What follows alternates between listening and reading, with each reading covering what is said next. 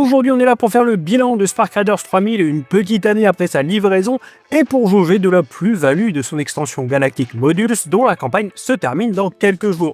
Alors clairement, et même si cette vidéo est sponsorisée, Arcana n'avait pas besoin de moi puisque leur reprint est déjà largement financé. D'ailleurs, et c'est souvent une bonne nouvelle pour la santé d'un titre, au moment où j'enregistre cette preview, le nombre de backers de cette deuxième saison égale quasiment celui de la première campagne avec un financement supérieur, alors même qu'entre-temps le studio a migré sur Gamefarm. Arcana, c'est un éditeur dont on a déjà pas mal parlé sur la chaîne, du coup je vais la faire courte niveau introduction. Il s'agit d'un studio français, ils sont normands, ils sont focalisés sur les jeux hybrides, ils ont explosé avec Irune, qui était leur première création et avec laquelle j'avais un peu de mal sans forcément renier ses qualités, puis ils ont sorti la première version, la première saison de Spark Riders 3000, que j'avais review à l'époque, avant de tenter l'aventure du party game l'année dernière avec Sifflard, que j'avais également review, le gars est sur tous les fronts. Et en bout de course, on arrive donc sur Galactic Modules, le reprint plus extension de ce qui pour moi est leur jeu le plus réussi, mais on va y venir. Cet homme est très grand. Si vous êtes complètement passé à côté, Spark Riders 3000 vous met dans la peau d'aventuriers cosmiques aux prises avec tout un tas de missions et d'adversaires. Ces aventuriers devront aménager et défendre leur vaisseau en temps réel, avec l'aide de l'IA intégrée nommée Iris, qui sera incarnée par votre téléphone. Il s'agit d'un jeu de type Castle Defense narratif, mais pas en campagne, chaque scénario est indépendant, le tout évidemment dans un contexte coopératif. Et avant de parler des nouveautés apportées par ce Galactic Modules, je voulais vous faire un petit retour sur la campagne de la boîte de base après l'avoir terminée, le tout bien sûr sans spoiler.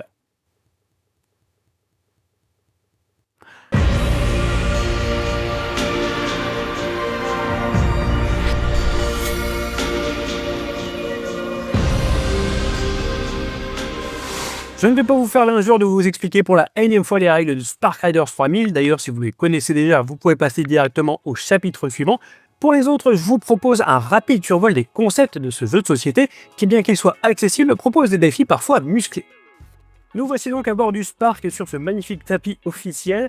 Le Spark, c'est votre vaisseau, donc il est composé de plusieurs pièces qui sont amovibles puisqu'elles vont pouvoir être détruites par l'ennemi, éventuellement reconstruites, et que dans l'extension dont on va parler tout à l'heure, on pourra même remplacer ces pièces par des nouvelles. Je fais très vite, mais sur un scénario qui est complètement fictif. Là, j'ai passé des éléments un petit peu au hasard pour vous montrer. Et la première chose que je peux vous montrer, c'est que, comme dans tout bon castle ou tower defense qui se respecte, on va trouver dans quasiment chaque salle un emplacement de construction dans lequel vous allez pouvoir placer des tours, diverses tours, des générateurs, tout ce dont vous pourriez avoir besoin. La liste de ce que vous pouvez construire est ici avec son coût, et le coût, vous le paierez en matériaux. J'en ai mis un petit tas là ici. Les matériaux, vous allez essentiellement les récupérer en détruisant des vaisseaux ennemis. On voit qu'il y en a déjà quelques-uns là qui nous entourent. Sur chaque salle, vous le voyez, on a un nombre de boucliers. En tout cas, il y a des emplacements pour les placer, et les boucliers, c'est la première ligne de défense contre les tirs ennemis. En fait, ce qu'il faut comprendre tout de suite, c'est que Spark Riders, au-delà de son côté Tower Defense ou Castle Defense, c'est aussi un jeu qui va vraiment se focaliser sur la gestion des priorités. Qu'est-ce que vous allez décider de faire en premier? Quelle urgence sera la plus urgente pour vous? Et donc dans ce cadre-là, vous aurez plusieurs décisions à prendre. Est-ce que je construis? C'était la première des décisions. Est-ce que je répare les boucliers? C'est la deuxième. Puisqu'une fois que ces boucliers sont épuisés par les tirs des vaisseaux qui vont venir des deux côtés, on va commencer à prendre des dégâts directement sur la coque quand on se fait tirer dessus. On voit qu'à bas on a un code rouge.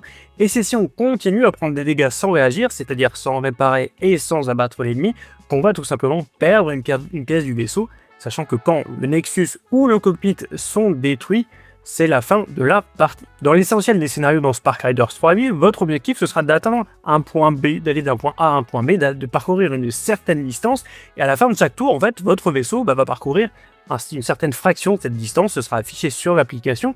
Et bien sûr, pour avancer, vous aurez besoin de vos moteurs, qui se trouvent ici donc dans deux salles distinctes. On peut éventuellement perdre une salle et encore avancer à peu près sur un pied. Et vous voyez que dans chacune de ces salles, donc salle des machines égales, on va trouver des petits emplacements comme ça d'énergie. C'est tout simplement parce que vos moteurs vont s'épuiser, à la fois parce que j'imagine votre vaisseau c'est pas forcément une première main et il n'est pas très bien entretenu, mais aussi éventuellement parce que vous allez vous faire tirer dessus ou qu'il va vous arriver des péripéties. Donc dans ces priorités dont je viens de vous parler qu'il vous faudra gérer, par exemple vous défendre ou réparer le vaisseau, il y aura aussi entretenir les moteurs, puisque s'il s'épuise, si j'enlève ces petits jetons-là, l'application va en garder trace et vous irez moins vite à chaque tour. Donc on peut se dire que qui ménage sa monture, comment c'est déjà? I'm retarded. Qui veut aller loin ménage sa monture. Mais à un moment, il faut quand même avoir un minimum de puissance pour avancer, sinon votre partie ne se finit jamais. Donc il y aura toujours cette espèce de balancier entre il faut aller vite pour que ça se termine le plus vite possible, mais si on ne se focalise que sur aller vite, on va se faire tirer dessus et on mourra avant d'aller au bout. Et pour aller vite, il y a une autre option qui, elle aussi, quelque part, vous demande de, entre guillemets, gâcher un tour, de perdre un tour que vous auriez pu passer à réparer ou à construire. Ça va être de piloter. Piloter, donc ça se trouve dans le cockpit ici. C'est voilà, ça grille une action tout simplement. Vous allez jeter un dé pour évaluer votre réussite. La plupart des actions de Spark Riders 3000 se jouent au dé et sont normalement assez généreuses. Le pilotage, donc ça vous permettra de décupler encore la puissance des moteurs en passant en mode manuel, ou bien ça peut aussi, si vous faites un pilotage de combat, vous permettre de par exemple faire passer un alien d'un côté à l'autre du vaisseau, puisque le vaisseau est quelque part latéralisé avec des tours de chaque côté. Et si d'un côté vous n'avez plus de tours, vous avez tout intérêt à faire des loopings, des barrel rolls là, pour essayer de passer les vaisseaux de l'autre côté et avoir évidemment la possibilité de leur tirer dessus. Vous voyez, je ne m'attarde pas dessus, on a également ici une carte qui vous donne l'environnement dans lequel vous êtes. Là, c'est nébuleuse, on peut avoir l'espace normal, on peut avoir le champ d'astéroïdes. Chacun de ces environnements vous impose des conditions supplémentaires. Dans un champ d'astéroïdes, par exemple, vous êtes obligé de piloter manuellement, sinon vous prenez beaucoup de dégâts. Et parfois aussi, vous allez avoir des avantages, par exemple la désactivation des boucliers pour les aliens. Chaque joueur va incarner un personnage, sauf si vous êtes en solo, il vaut mieux en incarner deux, vous allez très vite comprendre pourquoi. Et chacun de ces personnages va être représenté, va être doté d'une de ces fiches-là, sur laquelle vous allez retrouver des pouvoirs qui pour la plupart sont asymétriques, à l'exception de un seul qui est identique pour tout le monde. Et ce qui fait vraiment le sel, je trouve, la force de ce Sparkfighter, en tout cas son originalité, c'est son système de coups de main. Là, vous avez toujours une aptitude. Cette aptitude, par exemple, elle est propre à Owen. Owen, il a appât du gain. Il a un bonus sur les résultats cristaux sur ses jets de dés. Le reste de ses pouvoirs qui se trouvent en bas, ils sont pas pour lui, ils sont pour ses potes. Alors malheureusement, le jeton coup de main est super loin. Voilà. Si je prends mon Owen qui doit traîner quelque part, que je le place ici, pendant son tour, il va pouvoir se déplacer jusqu'à 3 salles et puis faire une action, comme tirer, construire, réparer, et j'en passe. Si je veux aller là-bas, par exemple, pour activer cette tourelle, donc je ferai 1, 2, 3, sur le chemin, sans forcément interrompre mon mouvement, je peux poser ce jeton coup de main ici, et puis ensuite finir mon mouvement.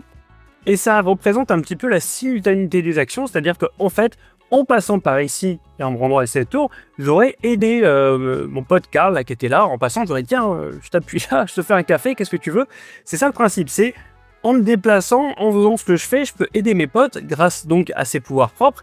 Et ça va tout de suite changer la façon dont vous allez réfléchir le jeu et dont il va être animé, puisque vous vous doutez bien que s'il y a énormément d'ennemis là-haut par exemple, et que moi je suis à la tourelle. Si ce système de coup de main n'existait pas, j'aurais tout intérêt en fait à rester là, à la tourelle. Owen est là, ici il n'est pas trop mauvais en tir, imaginons qu'il ait des objets qui lui permettent, il va tirer. Avec cette notion de coup de main, et j'y reviendrai tout à l'heure, j'ai plutôt intérêt, une fois que j'ai tiré pendant un tour, à partir faire autre chose au tour suivant, en laissant mon coup de main ici. Comme ça, par exemple, si Milo prend la relève, il va pouvoir tirer aussi, mais il aura le bénéfice du coup de main que je lui ai donné avant de partir. Donc il y a une espèce de danse en fait sur le plateau où tous les personnages vont toujours bouger en laissant ses jetons, c'est-à-dire virtuellement, donc en aidant les copains en passant. Ça oblige à une autre réflexion, donc c'est que du positif déjà d'une part, donc ça aide à mieux gérer son jeu, sa partie, ses adversaires, mais ça donne aussi une autre mécanique au jeu, une autre façon de réfléchir que tout simplement, il y a des ennemis là, je me pose là, puis je tire jusqu'à plus soif. Non, je tire une fois, je laisse mon jeton pour assister le copain, j'essaie d'aller piloter peut-être, ou en passant peut-être que je peux aider quelqu'un d'autre qui est ici à construire un générateur ou à réparer les boucliers. Et donc voilà, ça bouge beaucoup, ça discute beaucoup. C'est une excellente idée parce qu'aussi ça va inciter au dialogue, à l'échange pendant les parties. Aucun tour ne se ressemble et on n'est pas à des postes assignés simplement identiques toute la partie sans bouger. Voilà, je vous ai à peu près tout dit. De manière générale, donc c'est l'IA qui va, donc votre téléphone, qui va au fil des tours faire apparaître des vaisseaux qui vont vous dire de quoi ils sont équipés. Le premier tour, quand ils apparaissent, ils sont souvent derrière vous, donc inoffensifs, mais vous ne pouvez pas leur tirer dessus non plus. Et puis le tour suivant, ils vont passer d'un côté ou de l'autre, et puis commencer à faire des dégâts, sachant que si vous êtes à la tour, vous pouvez les accueillir comme il se doit. Tout est résolu toujours avec des jets de dés. Et si vous n'entretenez pas trop mal votre moteur, que vous faites un petit coup de pilotage de temps en temps et que vous avez un petit peu de réussite au niveau des pioches de cartes, qui sont les objets que vous allez obtenir de diverses façons, on va y venir tout à l'heure, vous devriez arriver à destination et remporter vos scénarios, sachant qu'il y a beaucoup de choses qui vont vous arriver en chemin. C'est ce qu'on va voir tout de suite. La navette spatiale a été lancée comme prévu à 14h, heure française. Maintenant qu'on a vu tout ça, je vais essayer de vous donner quelques pistes de réflexion à la lumière de mon expérience pour que vous sachiez si la boîte de base vaut l'investissement. La première chose qu'il me paraît important de préciser, de rappeler, c'est qu'on n'est pas sur un jeu enfantin, c'est pas un jeu facile. Quand j'avais testé la version finale avec un ami l'année dernière à la livraison, on se faisait régulièrement laminer. Je suis pas capable de vous dire si depuis la difficulté a été lissée via les mises à jour ou si tout simplement on a gravi la courbe de progression. En tout cas, cette courbe, elle est bel et bien là, puisque l'équilibre entre vos priorités et la façon dont vous aurez géré les moments plus calmes du voyage vont souvent décider de votre sort en fin de mission. Quoi qu'il en soit, ça a peu d'importance puisque l'application propose un mode facile, qu'il est un peu trop à notre goût, un mode normal, qui après quelques parties nous est apparu comme la bonne dose de challenge, et même un mode difficile. Quoi qu'il en soit donc, ne vous laissez pas berner par l'idée décalée ou colorée si vous êtes un joueur expérimenté, on n'est pas du tout sur un jeu qui ne se veut que familial. Les missions ainsi que le mode arcade sont aussi variés que le matériel le permet. En termes de narration et de péripéties, il n'y a rien à redire, Arcada a de l'imagination. Mais niveau gameplay, comme vous n'allez rien débloquer, il ne s'agit pas d'un jeu en campagne, après une dizaine de parties, vous aurez une bonne idée du flow et de ce qu'il faudra faire, ce malgré les conditions de départ qui seront toujours différentes. C'est d'après moi ce qui justifie l'existence de cette extension Galactic Module, même si, on l'a dit tout à l'heure, il ne serait pas réaliste d'espérer un jeu avec des dizaines de tourelles et des vingtaines d'améliorations différentes. Ce qui est certain, ce qui crève les yeux au fil des parties, c'est que le jeu est réfléchi, que c'est pas juste un beau jouet ou bien un party game gadget. Au-delà des tensions qui vont être liées donc à la nécessité de gérer plusieurs problématiques à la fois, on retrouve en coulisses des mécaniques d'équilibrage assez ingénieuses. Par exemple, quand vous échouez à un jeu de dés, ou à l'inverse, si vous obtenez un résultat bien supérieur à ce dont vous aviez besoin, vous allez collecter des cristaux qui vous permettront de piocher des cartes Prosperity, c'est-à-dire des objets et des consommables. Alors certes, les cartes ne se valent pas toutes, certaines sont vraiment complètement cassées, c'est ce qui permet d'avoir un effet de surprise et de pouvoir rejouer les missions, mais malgré tout, Spark Riders compense de façon assez subtile votre malchance éventuelle, ce qui le rend un poil moins punitif et cruel à tous les niveaux de difficulté. Au-delà de ça, son vrai plus, c'est ce système de coup de main qui va vous obliger à réfléchir vos déplacements et vos actions ainsi qu'à intervertir les rôles, puisque, on l'a vu tout à l'heure, si je suis à une tourelle pendant un tour, il sera plus avantageux pour moi de poser mon jeton coup de main et de laisser les commandes à un camarade le tour suivant, pendant que je pars m'atteler à autre chose, en bénéficiant éventuellement du coup de main d'un autre joueur. On peut tout de même lister quelques irritants, comme le fait que l'apparition des vaisseaux, parfois nombreux au début des tours, demande beaucoup de manipulation. Il va falloir trouver les bons plateaux, poser les tourelles et autres blindages, et bien sûr revenir plusieurs fois à l'application pour être sûr de n'avoir rien oublié. Contrairement aux acteurs des cinématiques, ils sont à la voix de votre téléphone, et même si ça colle plutôt bien dans un contexte spatial, elle est parfois un peu trop bavarde, elle répète souvent les mêmes punchlines, et surtout sa diction pourra paraître terriblement lente quand on commence à connaître le jeu par cœur. Là, je suis en train de vous passer en fond et en accéléré tout ce que l'application vous raconte au début d'un tour, on est en milieu de partie, il y a des quêtes secondaires, il y a les dégâts du vaisseau à gérer, les attaques des aliens. Notez qu'en plus, là, je me contente de passer le texte pour l'enregistrement, je fais même pas les manips en jeu. Donc oui, c'est thématique, on est dans l'action, mais il faudra accepter que votre tour, qui sera même collectivement particulièrement court, c'est un déplacement et une action, durera souvent moins longtemps que la phase d'Iris qui le précède. Phase membre d'équipage, à vous de jouer. Nous, on a fini par passer la plupart des répliques les plus répétitives, ce qui est un petit peu dommage. Mettre dans l'ambiance, c'est bien, mais se voir rappeler des points de règle très élémentaires au bout de 10 parties, ça va alourdir un jeu qu'on n'a pas forcément besoin. L'application va aussi parfois trouver ses limites de façon un peu étrange, comme quand les cinématiques se retrouvent affublées des sous-titres automatiques de YouTube. D'ailleurs, j'ai aucune idée de comment les enlever, c'est vraiment un problème que j'ai actuellement. Ou quand une quête secondaire, des quêtes qui sont un des éléments essentiels pour rythmer la partie, va tomber à un moment un peu étrange qui colle pas forcément à la narration. J'aurais préféré que leur apparition soit un peu moins aléatoire, mais avec un peu d'imagination, on arrive à donner du sens à ces irruptions parfois inopinées. Notez pour conclure là-dessus, mais je l'avais déjà dit, qu'il n'y a presque plus besoin de parler à son téléphone pour jouer. L'appli permet de sélectionner la majorité des actions dans un menu dédié, ce qui est bien parce que parler à son téléphone, c'est nul, et parfois, il comprend même pas vraiment ce qu'on dit. En définitive, avec le recul que j'ai, Spark Riders 3000 est un jeu que je continue à recommander même à ceux qui sont un peu frileux avec sa notion de jeu hybride. Arcada a fait tout son possible pour que l'application soit le moins intrusive possible, et surtout elle ne fait pas sa cuisine en coulisses, c'est-à-dire que les actions qu'elle va automatiser pour vous, vous en connaissez les tenants et les aboutissants. Si je fais une action de défense, de pilotage, Bien sûr, les résultats de ces actions vont être calculés par Eris et peut-être sensiblement aléatoires, mais je connais le principe de base. Je sais si j'ai eu un bon ou un mauvais résultat en fonction de mon jet de dés, et ça c'est indispensable pour qu'un jeu de société, même hybride, reste un jeu de société, et c'est d'ailleurs exactement ce que je reprochais à Divinus dans notre dernier podcast. Le jeu est drôle, vraiment décalé, il y a des easter eggs sur une grande partie des cartes qui au demeurant sont magnifiques, tout comme les figurines. Finalement, ce qui me manque vraiment, et ce que l'extension dont on va parler n'ajoute toujours pas, ce sont des vrais combats de boss, des boss qui seraient, vous savez, un petit peu plus épiques dans leur forme qu'un simple plateau un peu plus grand. Moi j'aimerais voir une gigantesque bestiole à tentacules poursuivre le Spark, avoir quelque chose de visuellement plus marquant, mais j'imagine que si c'était le cas, on serait pas sur les mêmes coups. Sans plus attendre donc et sur cette grande frustration, Galactic Modulus. Je passe rapidement sur les éléments qui ont déjà été annoncés et sur lesquels j'ai pas beaucoup plus d'infos, comme les 3 nouvelles missions, qui sont bien sûr une bonne chose, mais qui sont pas liées à l'extension, puisque si Arcada suit le chemin qu'il avait pris avec Terun, des nouvelles missions de toute façon il y en aura d'ajouter au fil du temps. On a aussi la présence d'un standy VIP, qui peut effectuer une action par tour. Alors à mon avis, il est là pour déjà compenser la difficulté qui est plus élevée forcément à 2 joueurs, puisqu'on a beaucoup plus d'impératifs à gérer. Et alors je n'ai pas la certitude, mais je soupçonne qu'il ait pour objectif de remplacer l'action qui était offerte par Eris à chaque tour, qui était bien pratique, mais qui augmentait le temps de narration et d'application pendant les scénarios de manière assez inutile. Peut-être que je m'emballe un peu, puisque finalement dans la core box ça peut pas arriver, mais en tout cas ce serait une bonne idée. Maintenant, pour beaucoup, le gros ajout de ce Galactic Module, au-delà d'améliorations pratiques comme l'insert premium ou bien l'apparition de figurines pour les cargaisons, on a l'exemple ici, je vous mettrai de toute façon une photo qui va bien également pour que vous voyez de plus près, c'est évidemment l'apparition de la nouvelle tour, de nouveaux personnages et des nouvelles salles. Alors la tour, certes, il n'y en a qu'une, mais comme je vous l'ai dit tout à l'heure, il me paraît compliqué de toute façon d'offrir autant de variétés que dans un jeu vidéo type Tower Defense où il y a des dizaines de tours qui s'améliorent et qui s'embranchent sur des dizaines de chemins, sans casser l'équilibrage ou bien alourdir un jeu qui quand même, à la base, n'est pas un jeu expert heavyweight à la Twilight Imperium, ça reste un jeu middleweight relativement accessible et puis un jeu sur lequel on passe pas non plus 4 heures.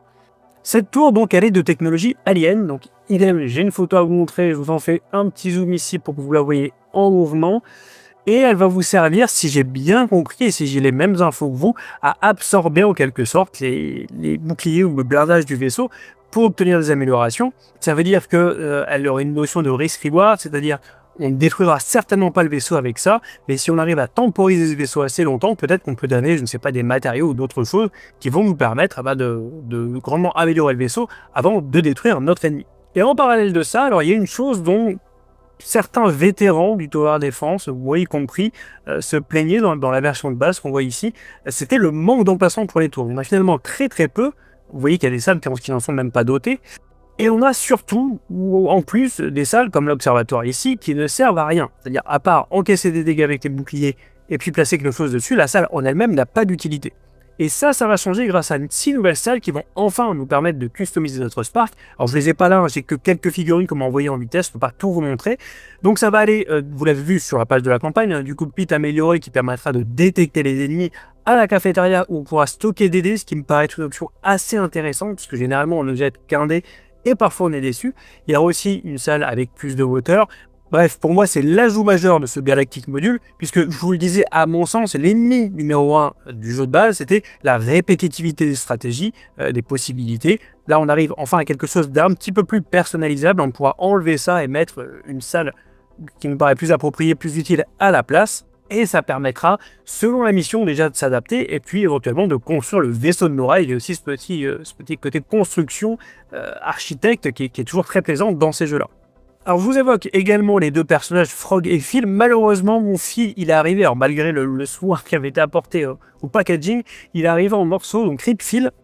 Il est mort, en tout cas il est en plusieurs pièces.